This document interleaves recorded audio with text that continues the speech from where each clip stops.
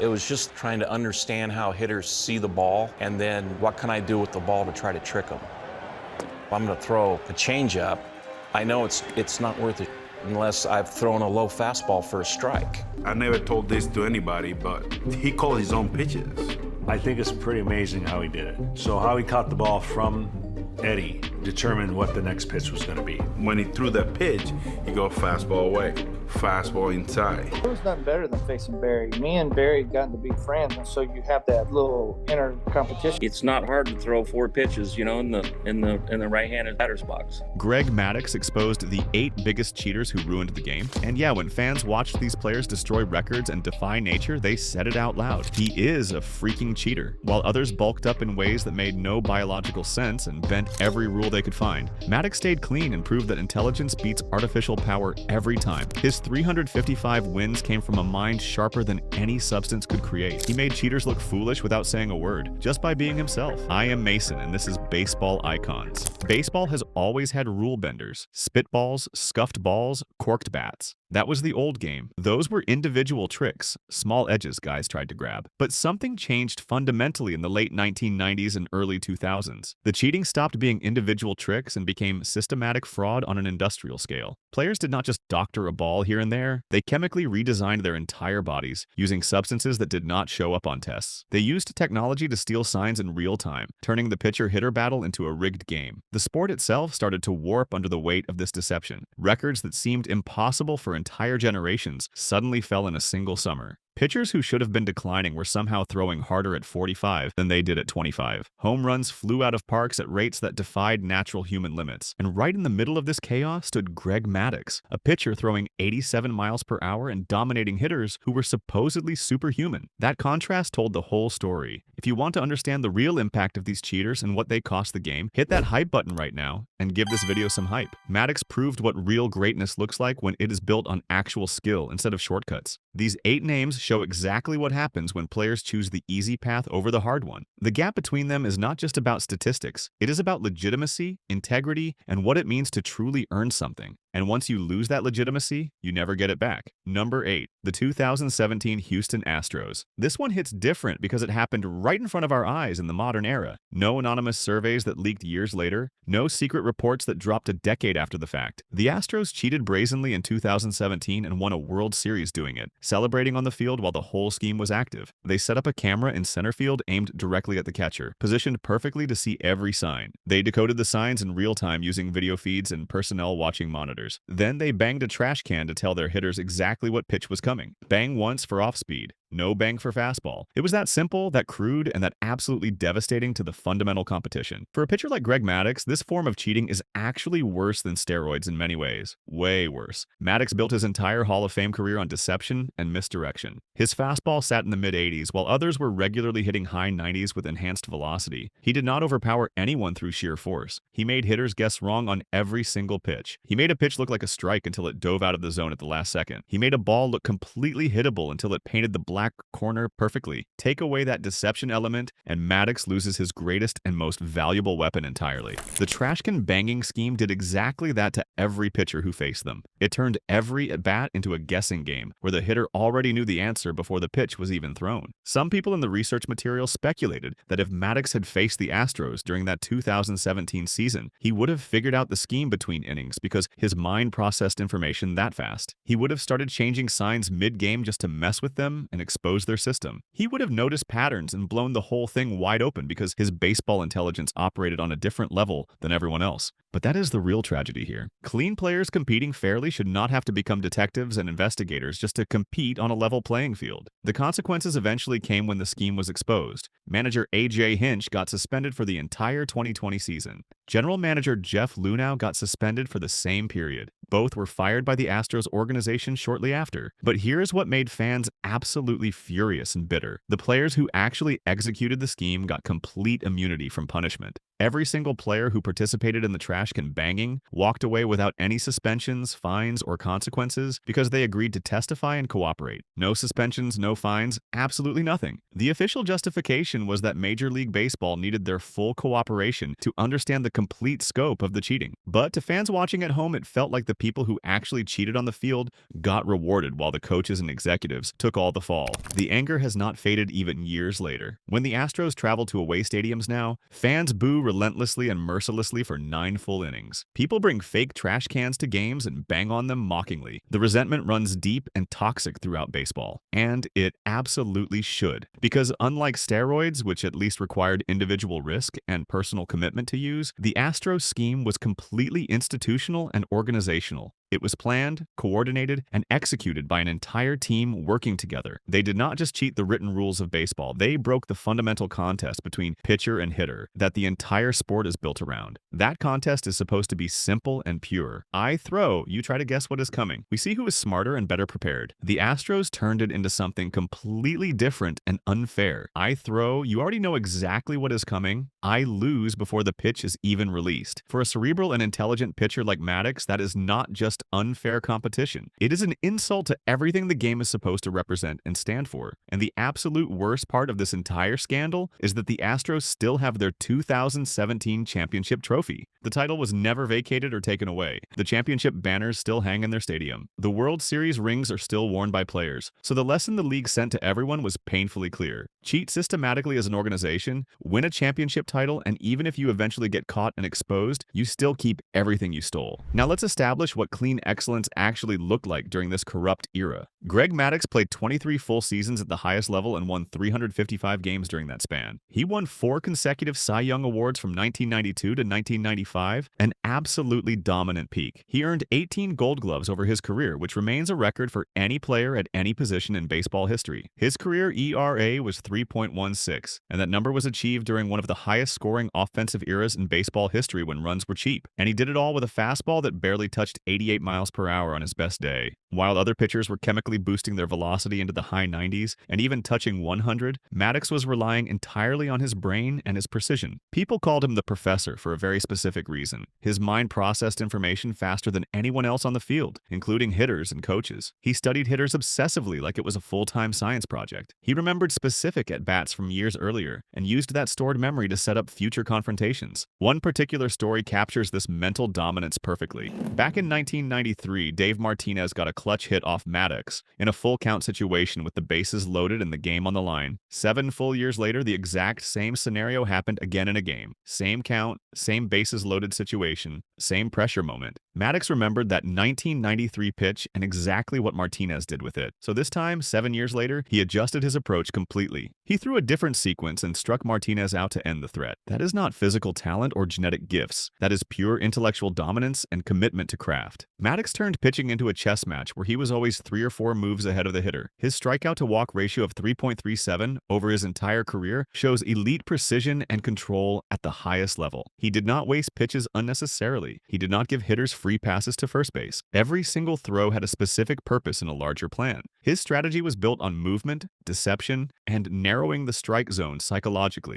He made hitters chase pitches they thought were strikes. He threw strikes that looked like balls. He kept them off balance and guessing wrong constantly. The phrase a Maddux became shorthand in baseball for a complete game in under 100 pitches, the ultimate symbol of efficiency and dominance. But even Maddux felt the intense pressure of the steroid era around him. He admitted it directly in later interviews. At one point during his career, his fastball velocity jumped from 87 to 96 miles per hour, and he said openly that he viewed it as not by natural cause. He felt it was a total disadvantage to play completely clean when everyone else was getting artificial help. Think about that reality for a moment. One of the greatest pitchers in baseball history felt like staying clean. Put him at a competitive disadvantage. That tells you exactly how pervasive the culture of cheating had become in baseball. It was not just a few isolated bad apples. It was a systematic problem that made honest players feel like they were losing ground just by following the rules everyone agreed to. Maddux stayed clean anyway despite that pressure, and his career proves beyond any doubt that craft and intelligence can beat chemistry and deception over the long run. But it should not have been that hard or that unfair. The league created an environment where the clean players were effectively penalized, and the cheaters were celebrated with attention and contracts. Maddux won anyway,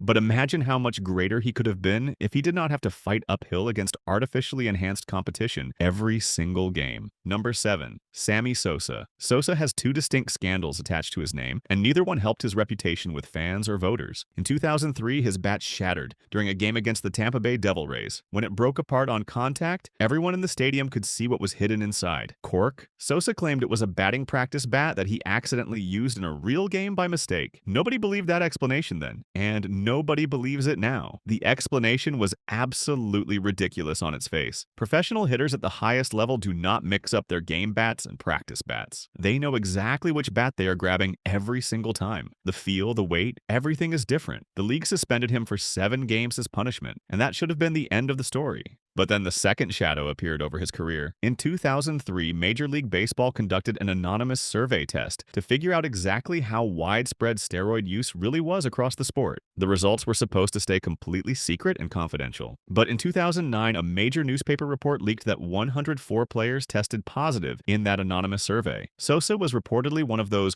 104 names. He was never named in the official Mitchell report that came out in 2007, which gave him some level of plausible deniability. But the combination of the corked bat incident and the survey test implication created a cloud of suspicion that never lifted from his career. Against Maddux head-to-head, Sosa hit just .210 with only 3 home runs in their matchups. Maddux absolutely had his number. The strategy was simple and effective: stay down in the zone. Sosa was extremely dangerous on pitches that were thigh-high and elevated, where he could get his arms extended. He could absolutely crush those pitches into the stands. But if you kept the ball low and away from his power zone, he struggled significantly. Maddux executed that specific game plan over and over against Sosa, and it worked consistently. Sosa was one of the most feared power hitters of the late 1990s, but Maddux made him look ordinary and overmatched. That is what happens when pure intelligence meets raw power in a sustained battle. Intelligence wins if it is patient enough and disciplined enough. Sosa never made it to the Hall of Fame despite his impressive career numbers. His vote totals actually dropped in his second year on the ballot instead of rising, which almost never happens. Voters saw the corked bat, the survey test implications, and the documented conflicts with teammates and management. They decided his career was too tainted to honor, and they moved on to other candidates. Number 6. Mark McGwire. In the summer of 1998, Mark McGwire hit 70 home runs and broke Roger Maris' single-season record that had stood for 37 years. The entire nation went absolutely crazy with excitement. Baseball was desperately trying to come back from the 1994 players' strike that canceled the World Series and devastated fan interest. Fans were angry, disillusioned, and many had walked away from the sport completely. Then McGwire and Sammy Sosa started chasing the home run record together, and suddenly everyone was paying attention to baseball again. Stadiums filled up with excited crowds. Television ratings soared to levels not seen in years. It genuinely felt like baseball had been saved from irrelevance. But the entire thing was built on a lie. In 2010, more than a decade later, McGwire finally admitted he used steroids intermittently for over a decade of his playing career. That included the magical 1998 season that supposedly saved baseball. He claimed he used steroids primarily for health reasons and to recover from nagging injuries faster. He acknowledged they also made him significantly stronger at the plate. No kidding. Against Maddux in head-to-head matchups, McGwire hit .316 with a massive 1.172 OPS. That is one of the very few times someone consistently beat Maddux in sustained competition. The steroids gave McGwire the bat speed and muscle mass to turn rare mistake pitches into home runs. Even Maddux's elite pitch sequencing and location could not completely neutralize that kind of artificially boosted power. Maddux would execute his game plan perfectly, staying away and staying down, but one single mistake pitch and McGwire could punish it harder than a natural hitter ever could with normal strength. The fallout from McGwire's confession has been absolutely brutal for his legacy. He has become the poster child for the zero-tolerance voting bloc in Hall of Fame discussions. These voters cite the character clause in the voting instructions, which tells them to consider integrity and sportsmanship alongside statistics. They argue that McGwire's records were not achieved through natural ability alone, so they do not belong in a museum dedicated to celebrating the game's history. The 1998 season is now remembered with cynicism and bitterness instead of joy. What felt like a magical summer is now viewed as a pharmacological experiment disguised as a baseball season. McGwire tried to rehabilitate his public image by becoming a hitting coach, but the damage is permanent. Fans do not forgive easily, and baseball writers have long memories. His confession came too late to matter. By the time he finally admitted it, everyone already knew the truth. The confession was not brave. It was inevitable, and it did not earn him any redemption whatsoever. Number 5. Jose Canseco. Canseco is the only person on this entire list who ruined the game twice, first by cheating himself, then by exposing everyone else who cheated alongside him. In 2005, he published a controversial book called Juiced. In it, he named Mark McGwire, Rafael Palmeiro, and Ivan Rodriguez as fellow steroid users. He described a clubhouse culture where players openly injected each other with banned substances. He claimed that he and McGwire used to inject each other regularly in the Oakland Athletics clubhouse like it was completely normal. At first, people dismissed him as a bitter former player, trying to make money off sensational claims. But then the Mitchell report came out in 2007, and it confirmed many of his accusations. Then players started testing positive for banned substances, and Canseco's claims were vindicated. He was right about everything. People just did not want to believe him, because admitting he was right meant admitting the entire era was fraudulent. Canseco argued that steroid use was so widespread that it had become an actual requirement to compete at the highest level. If you wanted to keep up with your peers, you had to use. That created a toxic environment where clean players felt intense pressure to cheat just to survive in the league. Canseco's recall for specific at-bats and game situations was reportedly remarkable, similar to Maddux in terms of memory and raw baseball intelligence. But while Maddux used his brain to play the game correctly and fairly, Canseco used his to beat the system and then later burn it all down. He broke the code of silence that protected the steroid culture for years. Players hated him for it. The league resented him deeply, but he was telling the truth, and history has proven that. Canseco knew the drug culture better than anyone in baseball, and his willingness to expose it made him a complete pariah. But it also made the Mitchell report possible. Without Canseco breaking the silence first, the investigation might never have gained the traction it needed. His legacy is complicated and messy. He cheated, admitted it openly, and then exposed the system that enabled him. He is both part of the problem and part of the solution, and baseball still has not figured out what to do with that contradictory reality. Number 4. Rafael Palmeiro. In March 2005, Rafael Palmeiro sat in front of the United States Congress during hearings on steroid use in baseball. He wagged his finger directly at the members of Congress and said emphatically, "I have never used steroids." It was emphatic. It was confident. It was a complete lie. Less than 5 months later, Palmeiro tested positive for stanozolol, an anabolic steroid. He became the first high-profile player suspended under the league's new, stricter testing policy. The optics were absolutely devastating. He had just lied to Congress on national television, and then he immediately got caught. It looked like perjury. It destroyed his reputation instantly. Palmeiro was part of the extremely rare 3,000 hits and 500 home runs club. Only a handful of players in baseball history have reached both milestones. That achievement alone should have guaranteed first ballot Hall of Fame induction. Instead, his vote totals have been embarrassingly low year after year. The positive test and the finger wag moment created a narrative of dishonesty that voters simply cannot ignore.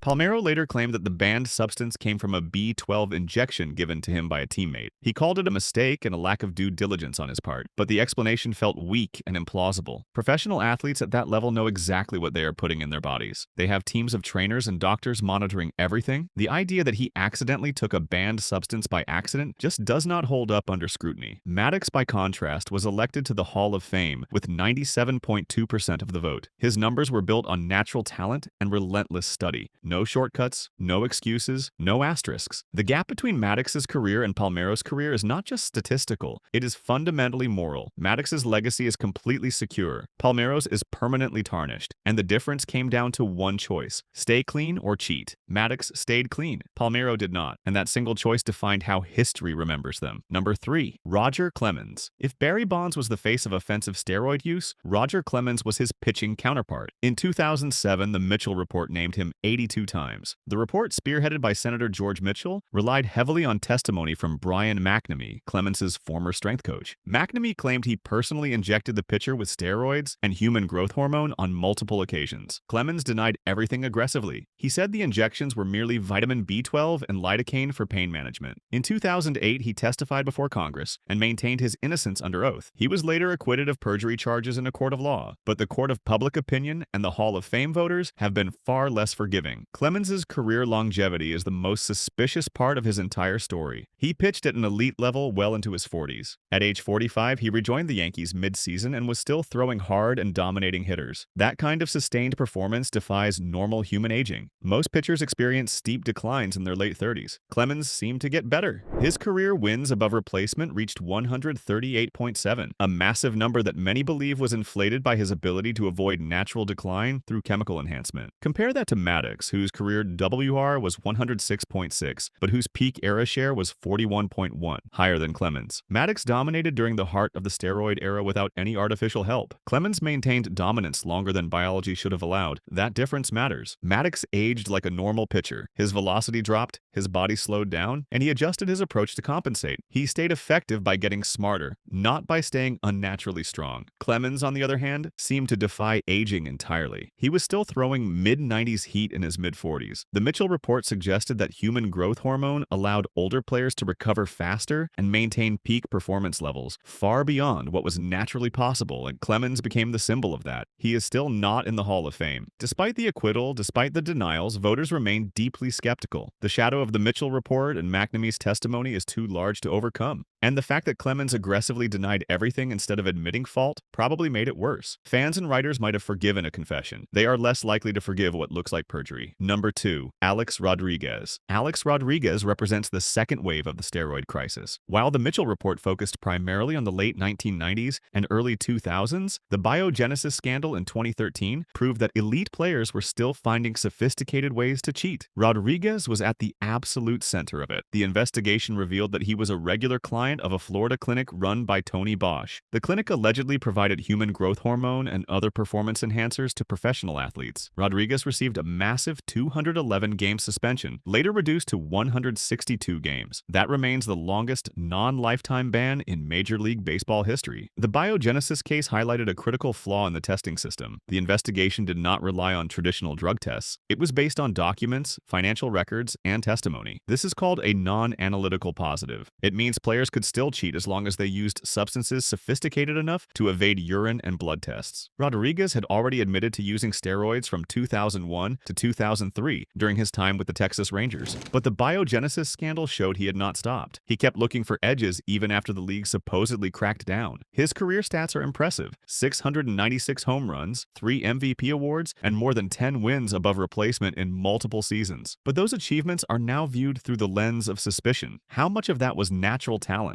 and how much was chemical enhancement? Nobody knows for sure, and that uncertainty is the problem. Rodriguez's contract with the Rangers, a 10-year, $252 million deal signed in 2000, remains one of the biggest financial markers of the era. He was a superstar, a rock star level athlete, and then he became one of the biggest tainters in the game. The controversy surrounding his later transition into a media personality continues. Despite being a central figure in one of baseball's biggest scandals, he now works as a commentator and analyst. Some fans see that as a redemption arc. Others see it as tone deaf. The debate reflects the broader question of what to do with players who cheated but are still part of the game's ecosystem. Rodriguez is out there talking about baseball on television, while players like Pete Rose, who bet on games but never used steroids, are banned for life. The inconsistency frustrates fans and muddies the conversation about what integrity really means. Number 1, Barry Bonds. This is where it all comes together. Barry Bonds is the most complex and controversial figure in baseball history. Before Balco, he was already a surefire Hall of Famer. He had power, speed, and plate discipline that made him one of the best players of his generation. But in the late 1990s, something changed dramatically. Many people believe Bonds watched Mark McGwire and Sammy Sosa get all the attention during the 1998 home run chase and decided he wanted that spotlight too. So he sought out an edge. That edge came from Balco, the Bay Area Laboratory Cooperative. The lab distributed the cream and the clear, substances designed specifically to evade standard drug testing. The investigation into Balco eventually led to Bonds being indicted for perjury and obstruction of justice related to his testimony about steroid use. The numbers are absolutely staggering. Bonds hit 73 home runs in 2001, breaking McGwire's single-season record. He finished his career with 762 home runs, surpassing Hank Aaron's all-time mark. But here's the important context. Bonds and Aaron both played 22 seasons. In all that time, Bonds only managed to hit 7 more home runs than Aaron. That suggests the steroids did not make Bonds a better player than Aaron. They just extended his peak artificially and allowed him to stay elite longer than natural aging would have permitted.